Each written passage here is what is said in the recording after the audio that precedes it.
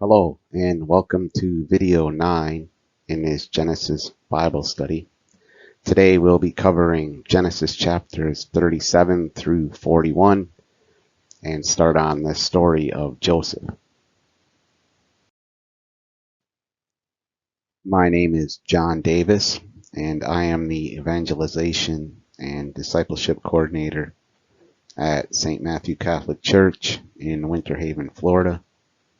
If you'd like to contact me, you can email me at evangelization@stmcc.com. This Bible study is based off of A Catholic Introduction to the Bible, the Old Testament, by John Bergsma and Brant Petrie. It can be purchased in both Kindle and hardcover at amazon.com. The Bible study guide that we will be using for this lecture series is Genesis, a Catholic Bible Study by myself, and this can also be purchased on amazon.com. Genesis chapter 37 verse 2 says, "This is a story of the family of Jacob.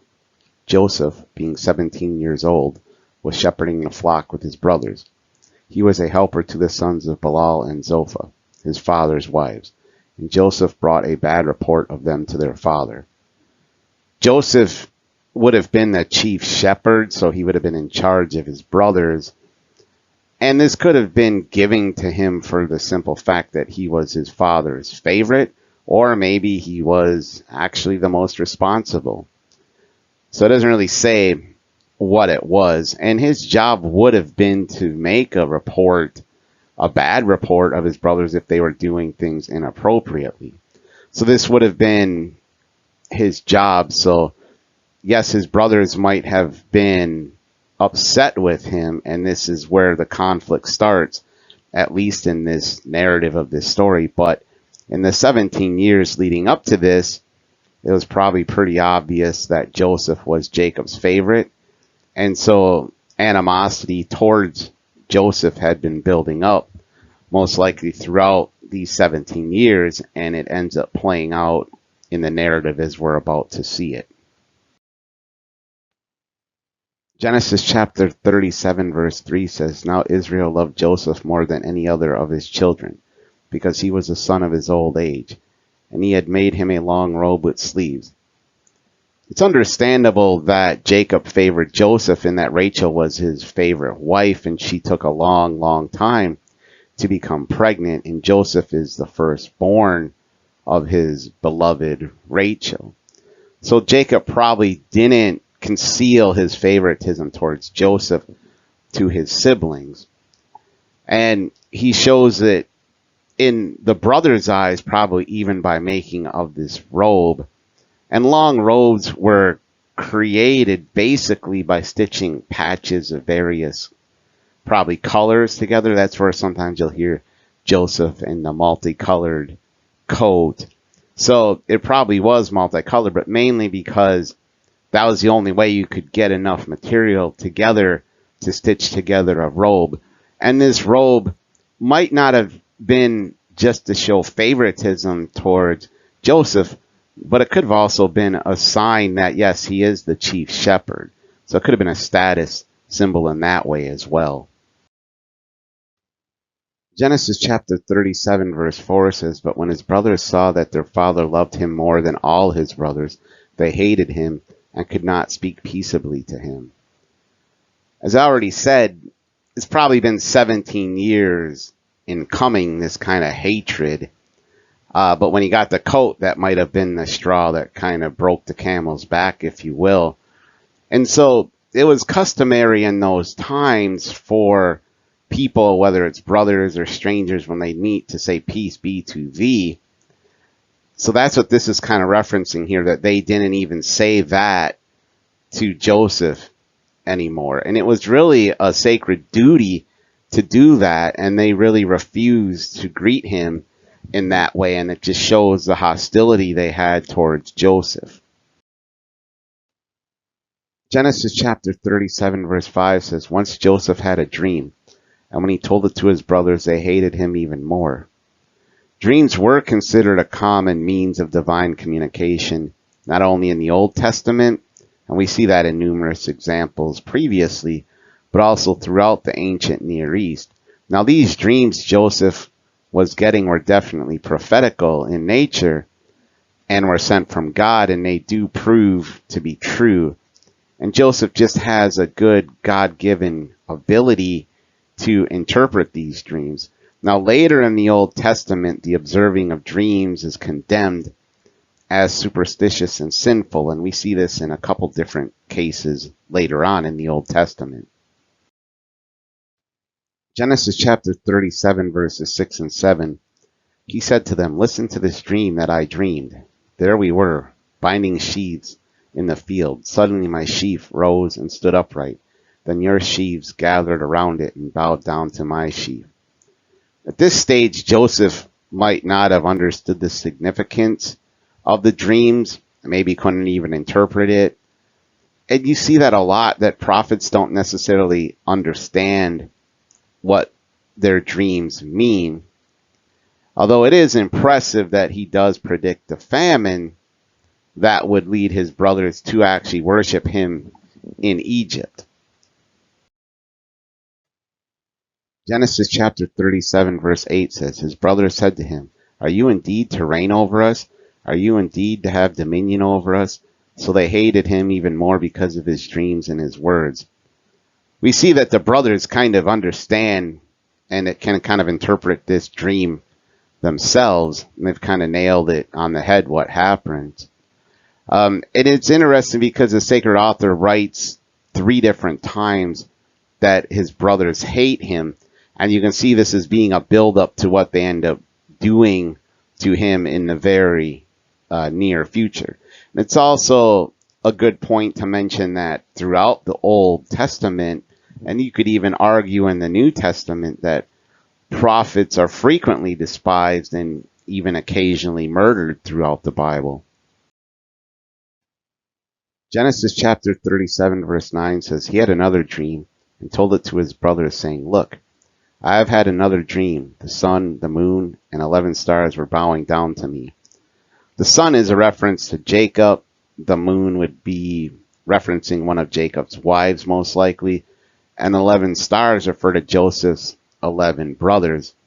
Although Jacob never actually bows down to Joseph, his dream essentially comes true when the family comes to him during the famine in Egypt, and all the brothers definitely bow down to him. And St. Augustine notes that, yes, Joseph did not literally fulfill this, but Jesus Christ does. And Joseph foreshadows him in that all the tribes of Israel and basically even the Gentiles will bow down to Jesus.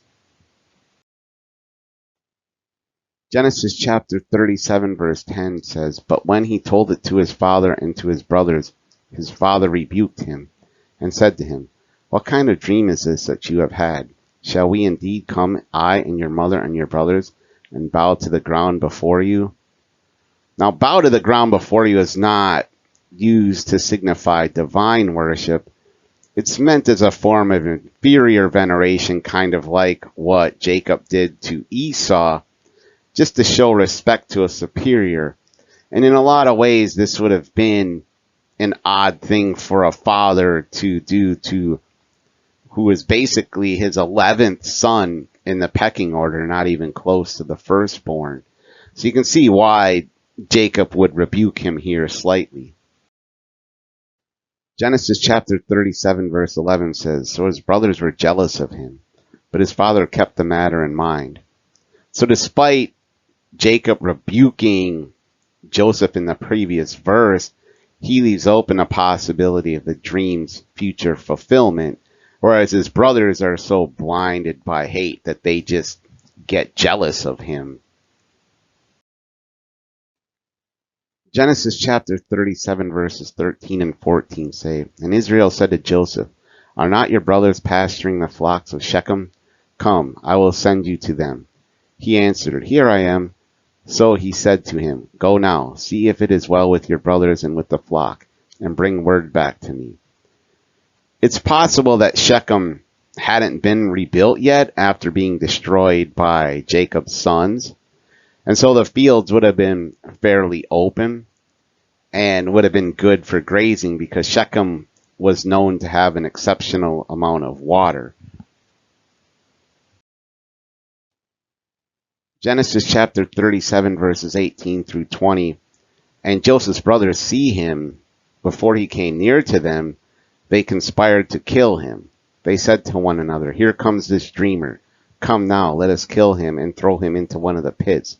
Then we shall say that a wild animal has devoured him, and we shall see what will become of his dreams. Dreams were considered coming directly from God as like suggestions, and Joseph's brothers believed he was pretending to have received one, which would have been considered blasphemous. And we know what happens to people who commit blasphemy in the Bible. A lot of times they are put to death.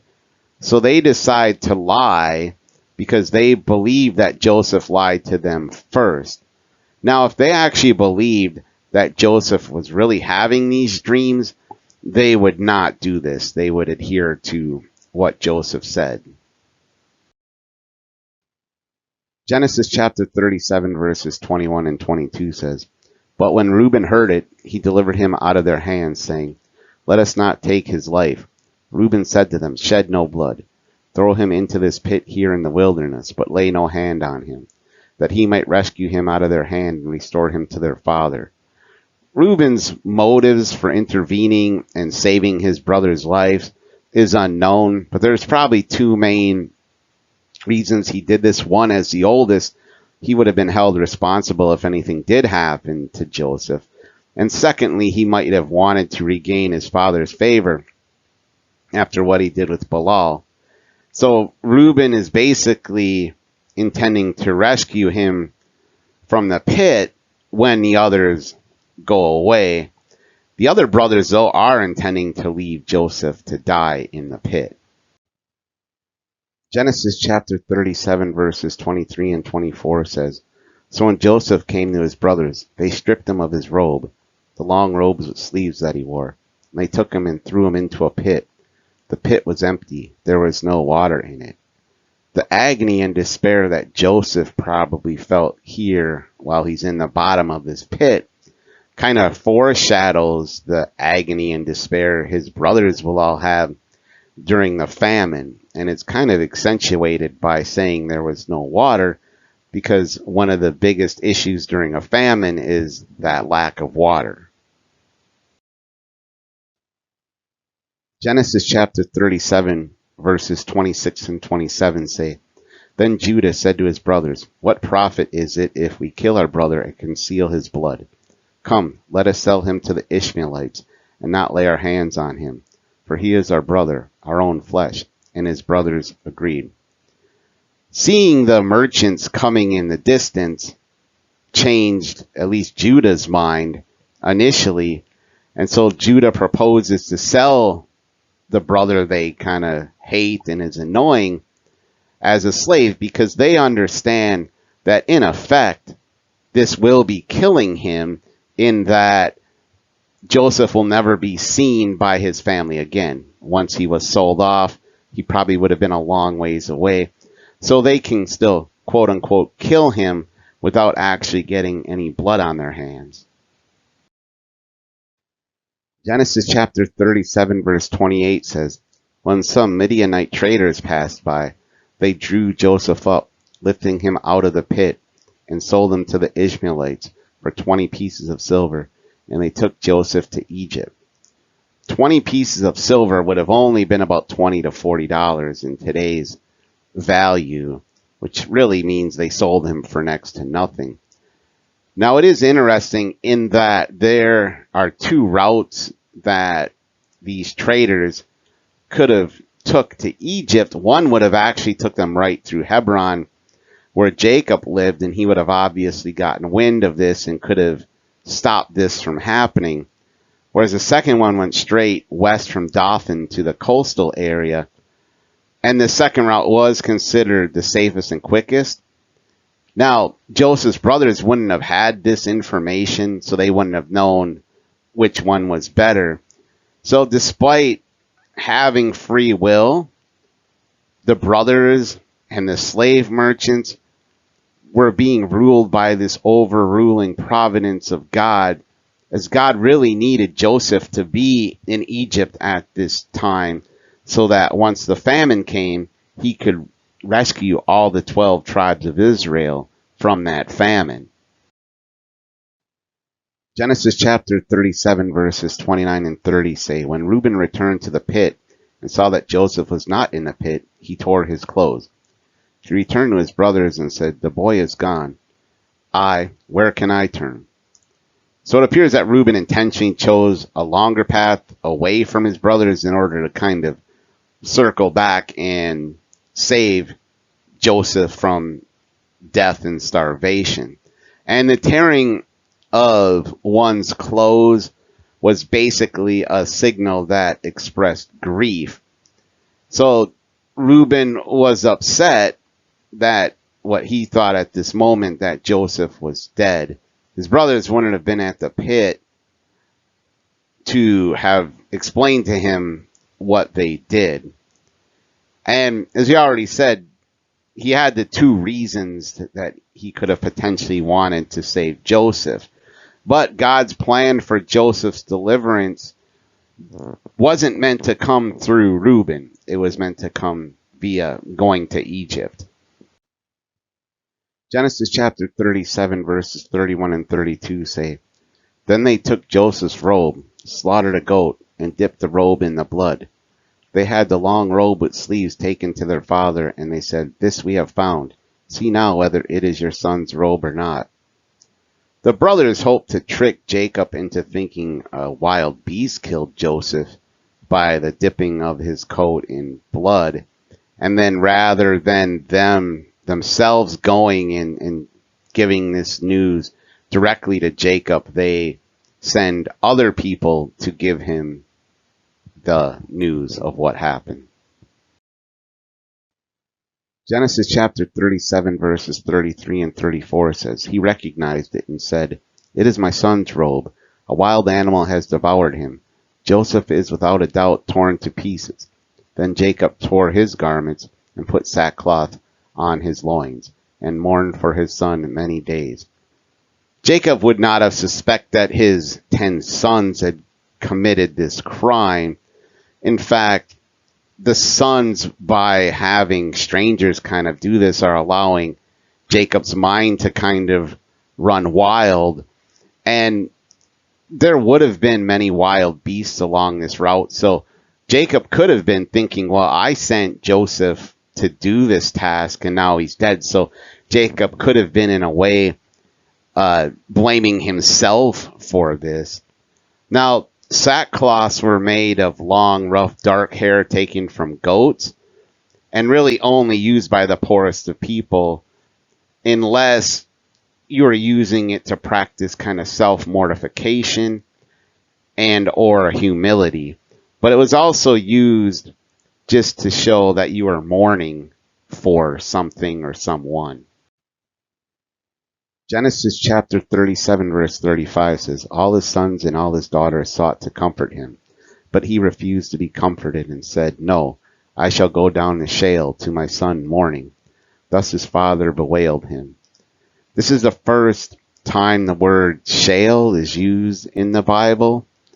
And Sheol is sometimes called limbo, and it's the place where the souls of the just were before Jesus opened up the gates of heaven for everyone.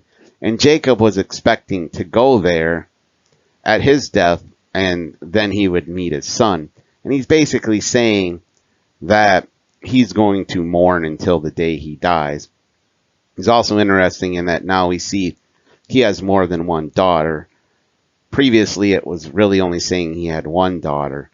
Now, Protestants often translate Sheol as the grave, and we see this in the New King James Version, and there's others as well.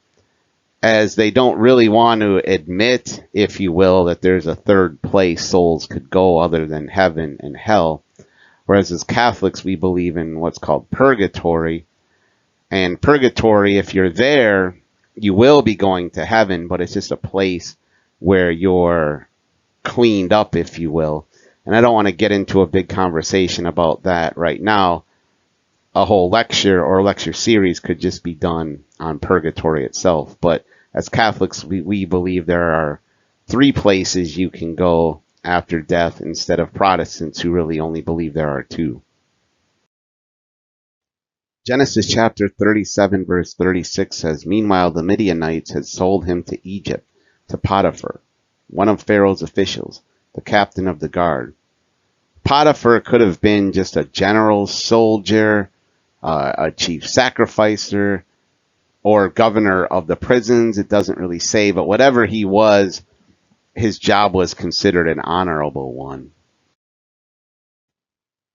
Genesis chapter 38 verses 1 and 4 says, "It happened at that time that Judah went down from his brothers and settled near a certain Adullamite whose name was Hira. Again she conceived and bore a son whom she named Onan." The sacred writers often use phrases like "at that time" to refer to a nearby interval of time rather than a specific period of time. So basically this was happening the same time Joseph was in Egypt. And similarly to Esau, Judah abandons his religious values and marries into a Canaanite family. And we know normally when that happens, bad things end up happening. And we see that that's going to be the case with Judah here. Now, Onan was the second of three sons born to Judah. The first one is and then Shelah is his third son. Genesis chapter 38 verses 6 and 7 say, "Judah took a wife for his firstborn. Her name was Tamar. But Judah's firstborn, was wicked in the sight of the Lord, and the Lord put him to death." So at least Judah and are following the customary trends of the time of the father getting a wife for the son. Now, died early due to his wickedness, and the term wicked usually implies having acted immorally and then not really having any regret and kind of going against the laws of nature. Genesis chapter 38 verse 8 says, "Then Judah said to Onan, 'Go into your brother's wife and perform the duty of a brother-in-law to her. Raise up offspring for your brothers.'" This is the first recorded custom of a brother taking the place of his older brother, but it's later adapted into the laws of Moses, and we see that in Deuteronomy chapter 25 verse 5. And it was basically that the next oldest brother was to marry the widow, and any offspring that would come from that would inherit the deceased's estate. Now this was also, though, under the assumption that the marriage had not been consummated yet. Genesis chapter 38 verse 9 says, "But since Onan knew that the offspring would not be his, he spilled his semen on the ground whenever he went into his brother's wife, so that he would not give offspring to his brother." And this really reveals the motives of Onan's selfish actions, in that he doesn't want to give offspring to his brother. Genesis chapter 38 verse 10 says, "What he did was displeasing in the sight of the Lord, and he put him to death also." I highly doubt Onan was the first one using this form of birth control. It was probably well known throughout the ancient Near East, but in the eyes of God, and so for the Israel people, this would have been considered a grave sin, as he was put to death for it. Now perhaps God used an evil angel like in Psalm 78 to put him to death, or he could have used a demon like what happened in Tobit with Sarah's 7 husbands who were lustful. God had the demon Asmodeus kill them. So God could use these methods to help with his providential plan. The sin of Onan and the teaching of contraceptive sexual acts. So the Catholic Church rejects any form of contraception. And they can cite this verse here in Genesis as a reason for doing that. And even though many other Christian faith groups have gone away from this teaching and now accept certain forms of birth control, the church has always stuck by what they have taught. And Humanae Vitae, which came out in the 1960s, was the definitive answer to this question that had been building up since the earlier parts of the 1900s. So, and if we look back at the church fathers, we see Jerome talking about this, saying, Onan, who was slain because he grudged his brother's seed, does he imagine that we approve of any sexual intercourse except for the procreation of children?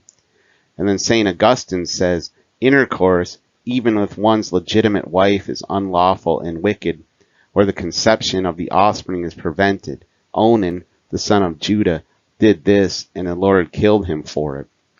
So as Catholics, we actually believe any form of birth control, whether it be in marriage or outside of marriage, is a grave sin.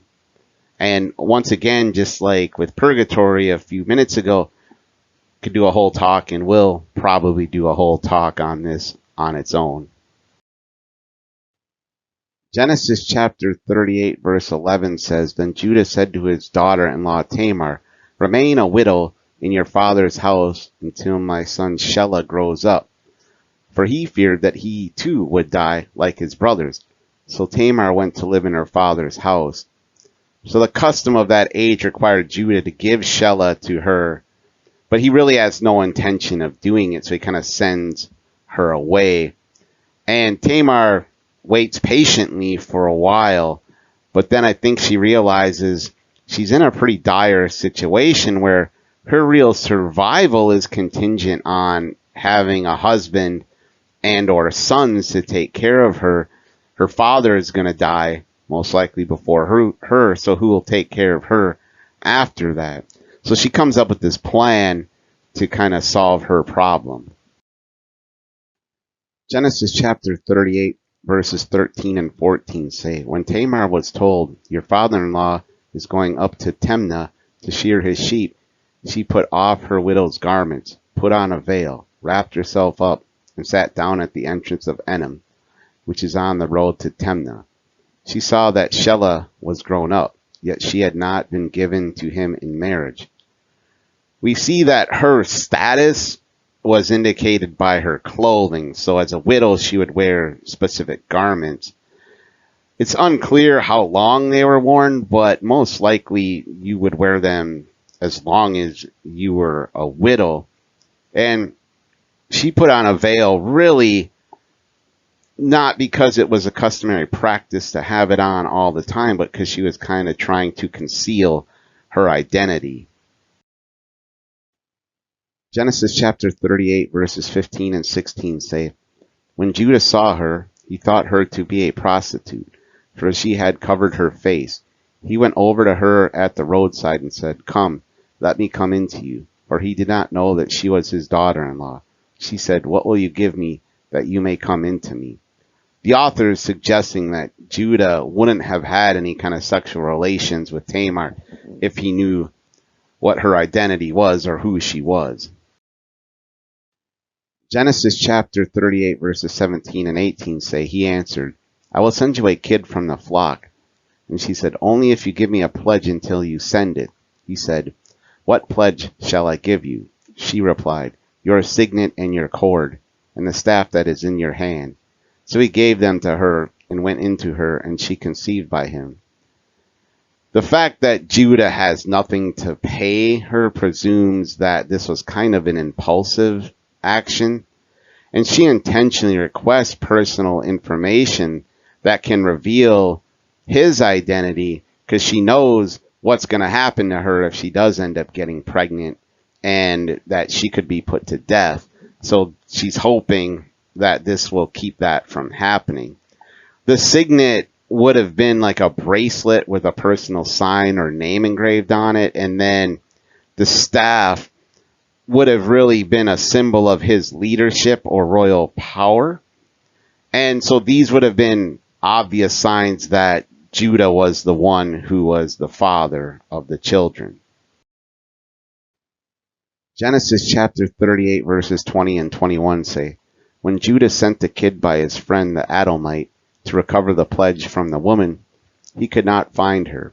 He asked the townspeople, where is the temple prostitute who was at Onan by the wayside? But they said, no prostitute has been here. So the Hebrew expression employed in this context to mean temple prostitute, that would refer to a woman serving in a temple under a deity, obviously not of the one true God. And this was really common to have temples and whatnot, and there was always a lot of times prostitution that happened in those temples. Now, prostitution was actually regarded as a commendable job in many countries and areas and was a tribute to Venus. Genesis chapter 38 verses 22 and 23 say, so he returned to Judah and said, I have not found her. Moreover, the townspeople said, no prostitute has been here. Judah replied, let her keep the things as her own, otherwise we will be laughed at. You see, I sent this kid, and you could not find her. In ancient Near Eastern culture, public shaming was to be avoided at all costs. So if a male from this high status family that Judah would be from was outwitted by a lowly prostitute, that would be considered a very big disgrace. So he's just like, okay, just let it go. Let's forget about it and move on. Genesis chapter 38 verse 24 says, about 3 months later, Judah was told, your daughter-in-law Tamar has played the whore. Moreover, she is pregnant as a result of whoredom. And Judah said, bring her out and let her be burned. During patriarchal times, fathers had the power of life and death over family members who violated certain laws. So if Tamar tried to fulfill this obligation of marriage herself, it would have been seen as adultery and punishable by death, as she was supposed to wait for someone else, in this case her father-in-law, to fulfill it. And we see this in a couple other places in the Old Testament. Genesis chapter 38 verse 25 says, as she was being brought out, she sent word to her father-in-law, it was the owner of these who made me pregnant. And she said, take note please, whose these are, the signet and the cord and the staff. Many nations punished adultery with fire by death. The Romans, a lot of times would tie the people together and then throw them into flames. And we even see Moses in Leviticus command the daughters of priests who have been detected of committing adultery to be given to the flames. So Tamar was taking a huge risk here by going about this herself. And that's why it's important for her at this stage to say, hey, take a look at these because this is the person who made me pregnant. Genesis chapter 38 verse 26 says, then Judah acknowledged them and said, she is more in the right than I, since I did not give her to my son Shelah, and he did not lie with her again. Tamar's life is spared because Judah confesses to being the guilty party. So it is interesting in that this kind of immoral act that Judah performs, that Joseph at the same time resists even a bigger temptation by refusing the advances of his master's wife, or he could have really, as we'll talk about in a few minutes, really moved up in the hierarchy if he would have done that.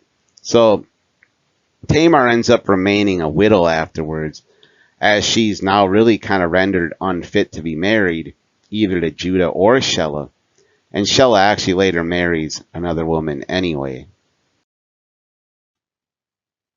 Genesis chapter 38, verses 28 and 29 says, while she was in labor, one put out a hand, and the midwife took and bound on his hand a crimson thread, saying, this one came out first. But just then he drew back his hand, and out came his brother. And she said, "What a breach you have made for yourself." Therefore he was named Perez.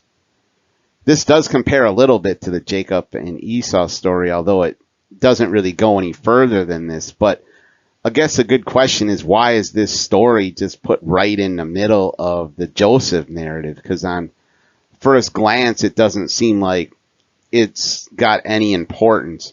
But in reality, it has a huge importance in that Perez appears in the lineage of Jesus in both Matthew and Luke. So this story's here because it ends up relating to Jesus later on. Genesis chapter 39 verses 2 and 3 say, "The Lord was with Joseph, and he became a successful man. He was in the house of his Egyptian servant. His master saw that the Lord was with him, and that the Lord caused all that he did to prosper in his hands." The phrase "the Lord was with him" or with Joseph occurs 4 times in this chapter. And it just really emphasizes the fact that God was with Joseph. And I think Joseph understands that the whole time as well. Now, if you were a war captive and became a slave, you were often sent in the fields to work, and you got really harsh treatment. But if you were bought, like is what happened with Joseph, then usually you were put in the house and treated with kindness. And these people that were slaves then, they had comparable freedoms to what modern day Egyptian people who work in houses have. So what we think of slavery, it wasn't as bad as what we think of slavery. Now, Potiphar probably had no knowledge of Joseph's God, but he could perceive just with how things went around that Joseph was graced with something from Joseph's God. And we've talked about this before, and this is just another example. His father had the same treatment when he was herding his father-in-law's flock. Now we're seeing Joseph has been given the same grace here that his father had been given. Genesis chapter 39 verse 5 says, "From the time that he made him overseer in his house, and over all that he had, the Lord blessed the Egyptian house for Joseph's sake. The blessing of the Lord was on all that he had, in house and field." Now, it wasn't unusual for house slaves to get promoted, and was actually considered kind of disgraceful if they weren't promoted within a couple years. And once again, the sacred author here is just emphasizing the fact that this remarkable progress of Joseph is really thanks to God blessing him. And it's another good example, as we were talking about with Jacob and his father-in-law. But it seems like if you're around good people, good things happen to you. And we see that numerous times in the Old Testament. But I would say that's even true today. So, in other words, be careful of the company you keep. Keep good company, and good things will happen. Genesis chapter 39 verses 6 and 7 say, "Now Joseph was handsome and good looking. And after a time his master's wife cast her eye on Joseph and said, 'Lie with me.'" Now, in the Bible, a lot of times if you are beautiful, they end up suffering greatly or experiencing failure. And we see that a couple times in 1 Samuel and 2 Samuel. So it's probably not good to be told that you're good looking when you're in the Bible. Adultery was frowned on even in Egyptian society. But if you did have sex with a superior spouse, that was seen as a power grab. But if it failed, a lot of times you would be put to death. Genesis chapter 39 verses 8 and 9 says, "But he refused and said to his master's wife, 'Look, with me here. My master has no concern about anything in the house, and he has put everything that he has in my hand. He is not greater in his house than I am, nor has he kept back anything from me except yourself, because you are his wife. How then could I do this great wickedness and sin against God?'" Joseph basically refused right away, and in a very straightforward manner. He doesn't in a calm way. He doesn't get angry because he's aware of his position, that his master's wife is still above him. But he doesn't even engage in this flirtatious conversation at all. He just nips it in the bud right away. That's always the best way to do it, because then there can be no perception that he made this happen. So just by saying no right away, he can't be accused of being the reason why she was getting this way towards him. So the other thing he does, at least for a little bit, is he just starts to avoid her and stay away from her. Genesis chapter 39 verses 11 and 12 say, "One day, however, when he went into the house to do his work, and while no one else was in the house, she caught hold of his garment, saying, 'Lie with me.' But he left his garment in her hand and fled and ran away." Joseph could have easily wrestled his garment away from her, but he could have been startled and just ran out. But he also probably didn't want to do anything that might appear disrespectful, even though this is happening to him. He'd probably been taught as the years went on, he better be respectful in any kind of circumstance. Genesis chapter 39 verses 14 and 15 say, "She called out to the members of her household and said to them, 'See, my husband has brought among us a Hebrew to insult us. He came in to lie with me, and I cried out with a loud voice. And when he heard me raise my voice and cry out, he left his garment beside me and fled outside.'" Her actions could have been driven by fear, because she would have been punished and divorced by Potiphar if this truth was found out. But the sacred author does observe that none of the other servants were present when this seduction was attempted. So this is indicating that Potiphar's wife's actions were more motivated by spite rather than her own self-defense. And she was probably pretty angry with Joseph for denying her.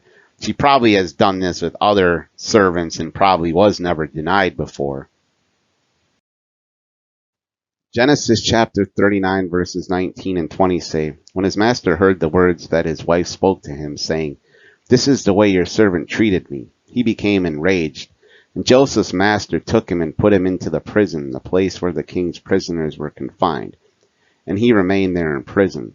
Now the text doesn't mention what caused Potiphar's anger. It could be somewhat a distrust of his wife, in that I'm sure, like I said previously, she probably had done this before with other servants. Now, prison was an unmistakable Egyptian punishment. Most of the ancient Near East did not have prisons, but Egypt did. So you really see this even in the Egyptian documentation does refer to incarceration, and we don't have any other records of that in any other ancient Near Eastern cultures. Genesis chapter 39 verse 21 says, "But the Lord was with Joseph and showed him steadfast love. He gave him favor in the sight of the chief jailer." Now, some early scholars think that this Potiphar was actually the chief jailer, so the one who accused him of this or gave him a punishment for it was actually the chief jailer. And he might have recognized, if this was the case, Joseph's innocence, and so he's going to be really kind of nice to him while he's in prison, but he chooses not to release him because he's worried about that his wife might disapprove and become angry, and then who knows what kind of strife that would create within the family unit. Genesis chapter 39 verse 23 says, "The chief jailer paid no heed to anything that was in Joseph's care, because the Lord was with him. And whatever he did, the Lord made it prosper." So we see here that no matter what Joseph does, wherever he is, or whatever situation happens to him, the Lord is with him and he prospers. And others close to Joseph prosper as well. It seems like now people in the jail are even prospering some. And it's just a good thing to mention that Joseph doesn't seem to have ever doubted God, and we'll see going forward that he doesn't ever seem to doubt God. And this might be the first example in the Bible of someone who never seems to have their faith waver, even though he's going through many difficult situations. Genesis chapter 40 verses 2 and 3 say, Pharaoh was angry with his two officers, the chief cupbearer and the chief baker, and he put them in custody in the house of the captain of the guard in the prison where Joseph was confined. In Pharaoh's household, these two men would have held really high positions in their respective fields. The chief cupbearer was responsible for serving Pharaoh's wine and overseeing all of his drinking needs, and it would have been really easy for this person to poison the king, so he had to be very highly trustworthy. And the chief baker is kind of the same thing. It would have been easy to poison kind of the king's food, and the chief baker was responsible for that, his food needs. Now, until their case was investigated, they would have been handed over to the custody of the captain of the guards, no matter what their crime was, until it was decided what would happen with them. So they would have to go to jail until it was figured out what to do with them. Genesis chapter 40 verse 8, and this is the cupbearer and the chief baker talking to Joseph, and they said to him, "We have had dreams, and there is no one to interpret them." And Joseph said to them, "Do not interpretations belong to God? Please tell them to me." So Joseph is aware that dreams are from God and that their interpretation is a divine gift that he has. And he constantly mentions that, even with Pharaoh, when Pharaoh asks him about interpreting his dreams. Genesis chapter 40 verses 9 through 11 say, So the chief cupbearer told his dream to Joseph and said to him, In my dream there was a vine before me, and on the vine there were 3 branches. As soon as it budded, its blossoms came out, and the clusters ripened into grapes. Pharaoh's cup was in my hand, and I took the grapes and pressed them into Pharaoh's cup, and placed the cup in Pharaoh's hand. So this is basically what the chief cupbearer's job was. So it's kind of reflecting his job in this dream. So this vision, though, is less ominous than the chief baker's dream. And this one, as we'll see in a minute, is going to be interpreted favorably. Genesis chapter 40 verses 12 and 13 say, Then Joseph said to him, This is its interpretation. The 3 branches are 3 days. Within 3 days, Pharaoh will lift up your head and restore you to your office. And you shall place Pharaoh's cup in his hand, just as you used to do when you were his cupbearer. The phrase lift up your head in Hebrew is a common idiom indicating like a favor or a pardoning, and we see that in 2 Kings and in Jeremiah. So that's basically used as a positive. Genesis chapter 40 verses 16 and 17 say, When the chief baker saw that the interpretation was favorable, he said to Joseph, I also had a dream. There were 3 cake baskets on my head, and in the uppermost basket there were all sorts of baked food for Pharaoh, but the birds were eating it out of the basket on my head. These circumstances mentioned also pretty much precisely describe his duties as a chief baker. They would often stack 3 baskets on their head, and then the baked meats would be on the top.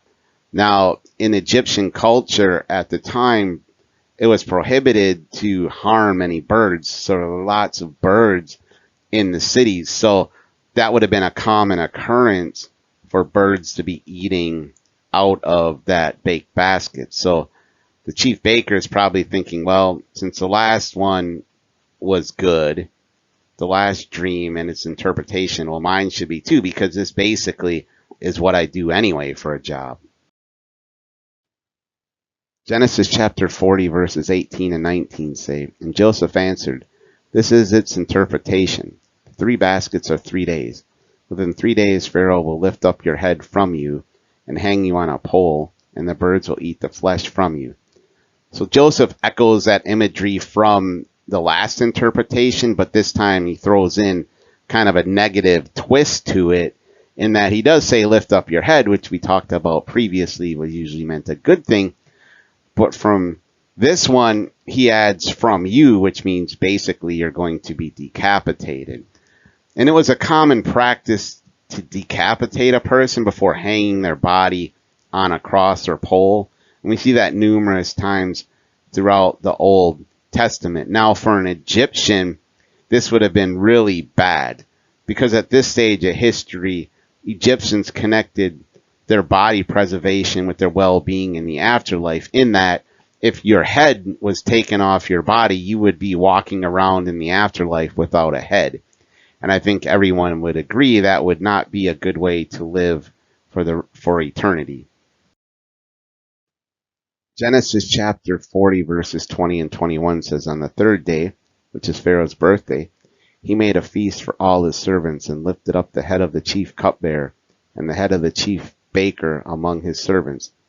He restored the chief cupbearer to his cupbearing, and he placed the cup in Pharaoh's hand. Celebrating birthdays was a very common practice among pagans. We see it in Matthew even with Herod. But it wasn't really practiced amongst Jewish people. And that's why there really is no mention of the actual day that Jesus was born, because it just wasn't important to the culture at that time amongst the Jews. Now, Pharaoh's birthday would have been regarded as a holiday, and there would have been great celebrations, and usually they marked it by the release of several prisoners. Genesis chapter 40 verses 22 and 23 say, but the chief baker he hanged, just as Joseph had interpreted to them. Yet the chief cupbearer did not remember Joseph, but forgot him. Joseph did request previously that when they talked to Pharaoh, at least the chief cupbearer, who would still be alive, that he'd mention that Joseph told him about his dream and that he was correct. I think Joseph must have been hoping that he'd help him get released. But of course, the chief cupbearer forgets him once all this happens. And it's not uncommon for someone who becomes famous or something good happens that they forget the ones who helped get them there. But we know that something positive is about to happen, because God did show, or does show, favor to Joseph. Genesis chapter 41 verses 1 through 4 say, after 2 whole years Pharaoh dreamed that he was standing by the Nile, and there came up out of the Nile 7 sleek and fat cows, and they grazed in the reed grass. Then 7 other cows, ugly and thin, came up out of the Nile after them, and stood by the other cows on the bank of the Nile. The ugly and thin cows ate up the 7 sleek and fat cows, and Pharaoh awoke. First off, it's been 2 years now since the whole incident with the chief cupbearer. But Pharaoh standing on the bank of the Nile is showing that it hasn't flooded. And if it didn't flood, that usually meant there was going to be a famine. Egyptians at that time had a lot of very fertile soil, because the Nile would flood and leave good soil behind. So if that wasn't happening, that usually meant there was a famine was about to happen. Now, Isis, who is the mother of Horus, was sometimes represented as a cow in ancient Egyptian mythology. And the pharaoh was believed to be Horus incarnated, so the cow was seen as representing both the mother of the pharaoh and then the pharaoh's own fertility and dynastic line.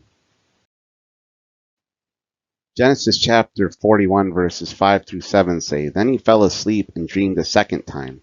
7 ears of grain, plump and good, were growing on one stalk. Then 7 ears, thin and blighted by the east wind, sprouted after them. The thin ears swallowed up the 7 plump and full ears. Pharaoh awoke, and it was a dream. The eastern wind blowing from the deserts of Arabia would definitely bring about a drought. And this is God sending a dream to Pharaoh, even though Pharaoh doesn't really believe in the one true God, just like we see in 3 Kings. Genesis chapter 41 verse 8 says, in the morning his spirit was troubled. So he sent and called for all the magicians of Egypt and all its wise men. Pharaoh told them his dreams, but there was no one who could interpret them to Pharaoh. The Hebrew term for magicians is chardim.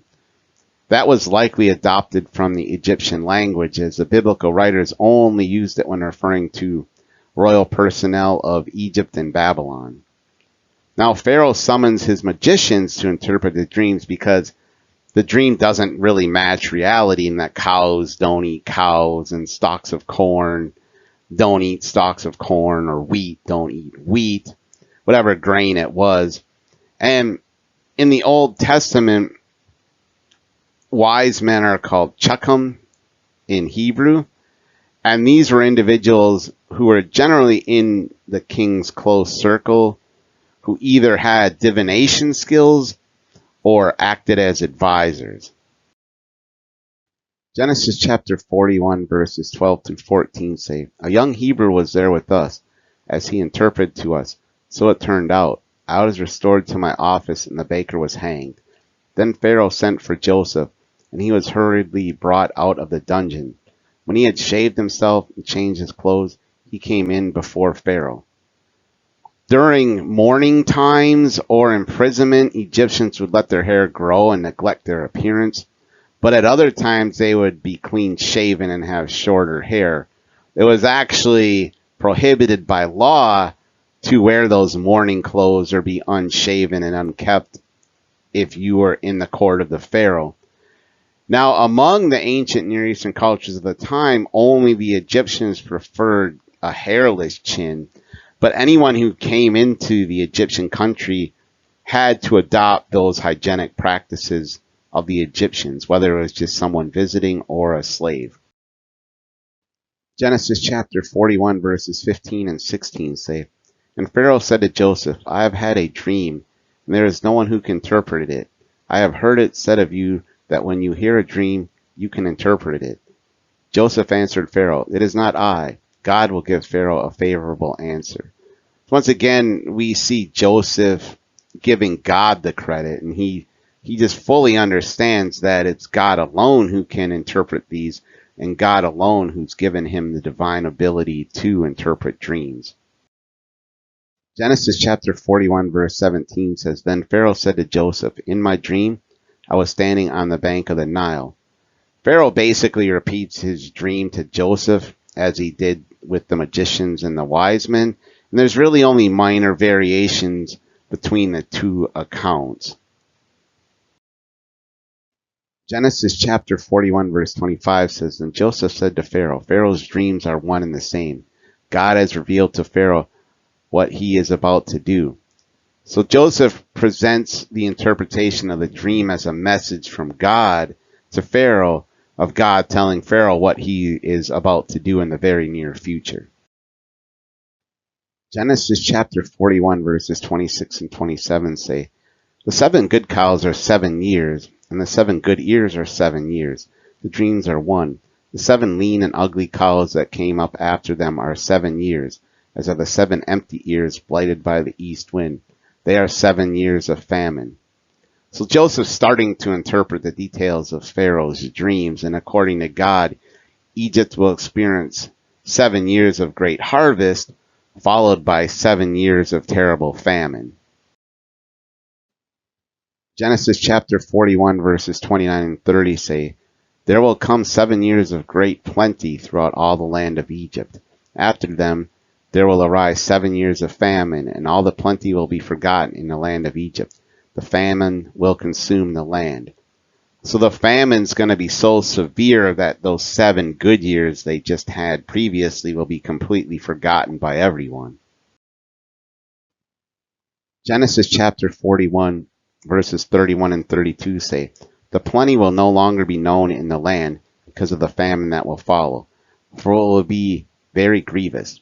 And the doubling of Pharaoh's dream means that the thing is fixed by God, and God will shortly bring it about." Basically, nothing can stop this from happening, no matter if Pharaoh repents, if he had done anything bad, or whatever, doesn't matter. The famine is going to happen. And Joseph really focuses more on the impending famine than the abundance. He really only dedicates 1 sentence to the years of abundance and then 5 sentences to the years of scarcity. And this imbalance is just really there to emphasize the gravity of the situation that's going to happen. Genesis chapter 41 verses 33 and 34 say, "Now therefore let Pharaoh select a man who is discerning and wise, and set him over the land of Egypt. Let Pharaoh proceed to appoint overseers over the land, and take 1/5 of the produce of the land of Egypt during the 7 plenteous years." So this explanation given by Joseph appears to have been satisfactory to Pharaoh and his court. And most likely they talked and maybe couldn't figure out a solution. So then they asked Joseph, since Joseph interpreted the dream, well, what would you do? And this would be his response. And the suggesting of taking 1/5 of the produce of the land of Egypt, that wouldn't have been something they had been doing, because they would normally sell that to other lands to acquire wealth and whatnot. And because they probably had never experienced a famine to this degree or this long, so they never had to really save up. So this would have been a little bit unusual to have told them to do this.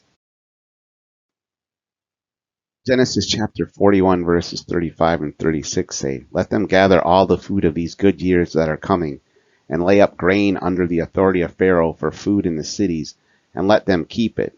That food shall be a reserve for the land against the 7 years of famine that are to befall the land of Egypt, so that the land may not perish through the famine." So Joseph presents a really thorough plan for surviving this 7-year famine. Genesis chapter 41 verse 39 and 40 says, "So Pharaoh said to Joseph, since God has shown you all this, there is no one so discerning and wise as you. You shall be over my house, and all my people shall order themselves as you command. Only with regard to the throne will I be greater than you." So Joseph gets promoted, and mainly because Pharaoh sees that whoever Joseph's God is on point about what's going to happen.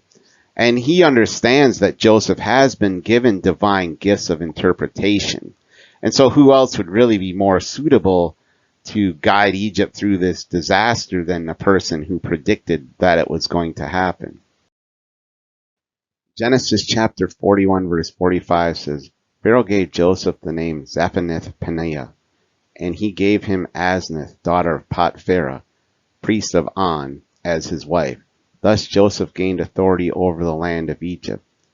Joseph is given an Egyptian name, though the sacred authors will continue to call him Joseph. In fact, he's never called that again. Now, the origin and significance of this name, Egyptian name, are unclear, but some translate it to mean the savior of the world, which actually makes a lot of sense. And Pharaoh raises Joseph's status in Egyptian society by giving him an Egyptian wife who would have been a daughter of someone really high within the hierarchical structure of Egyptian society, because her father was a priest, and he's really being made second in command. So he's in charge of everything and everyone. The only person who above him is Pharaoh. Genesis chapter 41 verse 46 says, "Joseph was 30 years old when he entered the service of Pharaoh, king of Egypt. Joseph went out from the presence of Pharaoh and went through all the land of Egypt." So Joseph, who arrived in Egypt when he was 17, is now 30, which means he's been there 13 years. He probably was in jail for 3 years and spent 10 years serving Potiphar. And we see that Joseph gets to work right away. He starts an investigation to identify these locations and then the dimensions of the storage facilities needed in all these various regions of the country so that they can store up the grain that they need to survive the 7 years. Genesis chapter 41 verses 47 and 48 say, "During the 7 plenteous years, the earth produced abundantly. He gathered up all the food of the 7 years when there was plenty in the land of Egypt, and stored up food in the cities. He stored up in every city the food from the fields around it." This really confirms that Joseph was right in his interpreting of the dream, as they're in the 7 plenteous years. And this really would have even made his reputation with Pharaoh grow stronger, since this part of it had come true. Genesis chapter 41 verses 50 through 52 say, "Before the years of famine came, Joseph had 2 sons, whom Asnath, daughter of Potipharah, priest of On, bore to him. Joseph named the firstborn Manasseh, and the second he named Ephraim."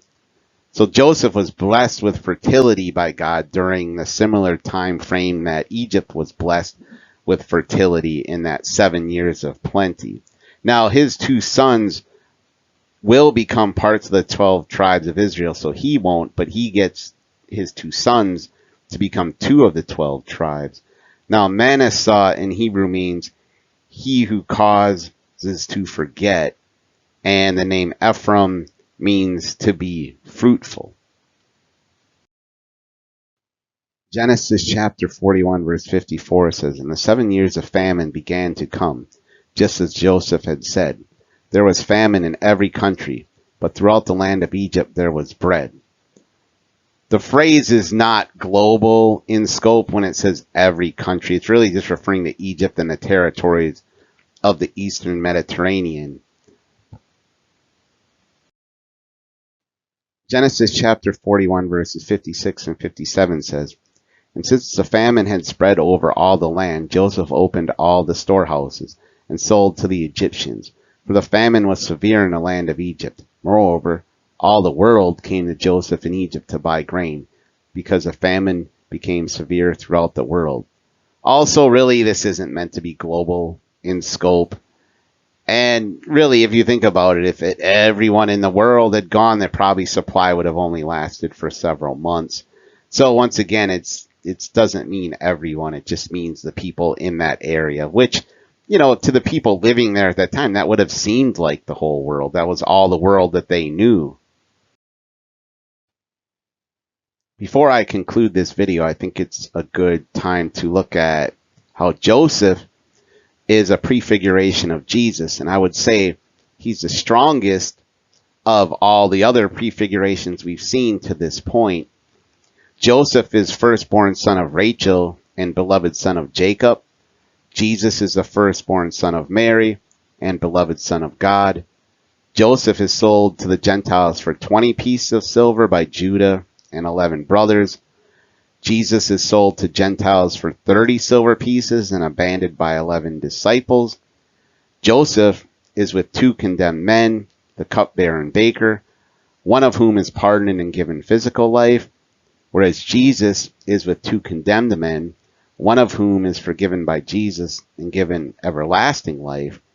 Then Joseph is exalted to the right hand of the Pharaoh and rules over the kingdom of Egypt, whereas Jesus is exalted to the right hand of God the Father and rules over the kingdom of heaven. Joseph saved Israel and Gentiles from death and feeds them life-giving wheat, or bread as it's even called. Jesus saves Israel and Gentiles from spiritual death and feeds them eternal life-giving bread via the Eucharist. Joseph gives special honor to Benjamin, youngest of the 12, at the banquet that we'll see next time. Jesus gives special place of honor to John, the beloved disciple, at the Last Supper, who was also the youngest of the disciples. Joseph is revealed to his brothers, who do not recognize him at first, after he is exalted to the throne of Egypt. Jesus is revealed to his disciples, who do not recognize him at first, after he is raised from the dead. And Joseph was 30 when he started saving Israel and the surrounding Gentile communities. Jesus was 30 when he started his ministry to save all of humanity. And that's it for this 9th video in our Genesis Bible study series. Next time we'll be covering Genesis chapters 42 through 50. Hopefully you'll tune in for that one. Thank you and bye.